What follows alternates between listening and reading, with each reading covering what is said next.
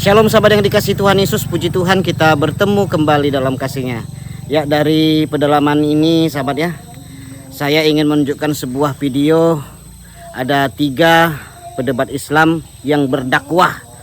Dakwanya sesuai dengan perkataan rahmatan lil alamin sahabat ya.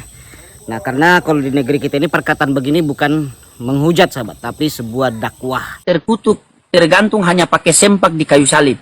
Burung Yesus dengan 2 jakarnya fungsinya untuk apa bagi Tuhan? Baik. Tidak bisa digunakan. Tidak bisa digunakan. Impoten dia. Yesus jadi monyet, menghina nggak? Coba. Itu menurut pandanganmu aja, kamu aja yang menjawab. Saya Nggak usah bertanya saya. samamu. Woi, orang tua, saya tanya.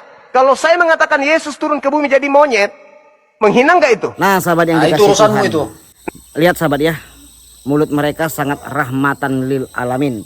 Bagaimana mereka saudaraku mengeluarkan kata-kata dakwah, siar itu sahabat ya.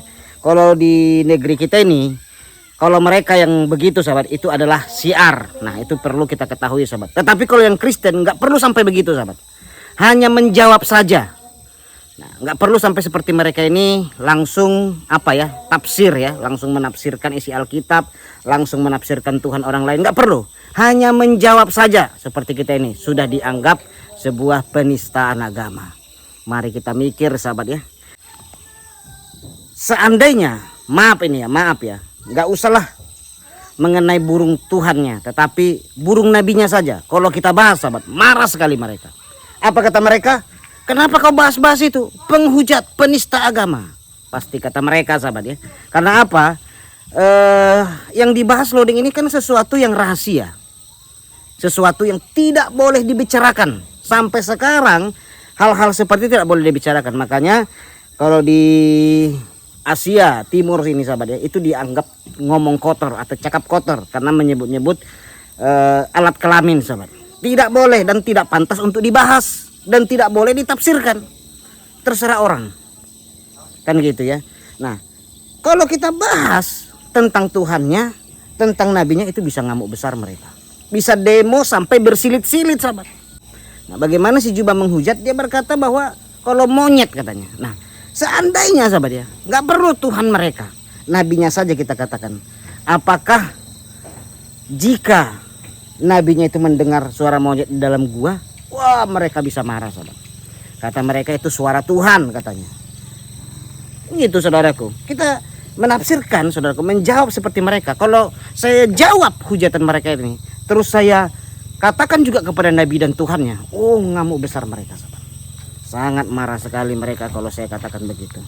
Nah, mereka katakan ini penghujat, penista. Demikianlah terjadi di Anak Batak dan juga di sahabat ya, Dedi Saputra, pendeta asal Aceh Dedi Saputra. Demikian yang terjadi sahabat. Menjawab hujatan mereka dianggap sebuah penistaan agama. Nah, kita lihat mereka berdua ini pernah dilaporkan juga ya. Dan mereka inilah semua sahabat apologet Islam ini pernah dilaporkan, tetapi mereka ketawa-ketawa. Punir IPA ketawa-ketawa kata mereka.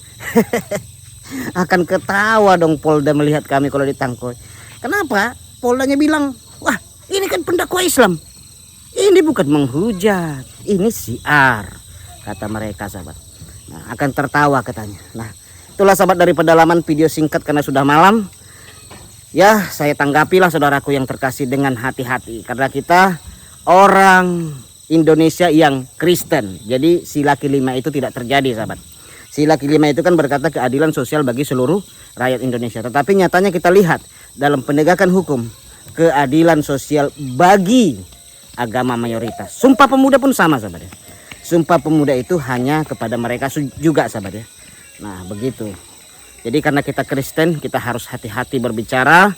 Karena kalau kita menjawab saja bisa dianggap penistaan agama sahabat. Tuhan memberkati kita semua. Shalom.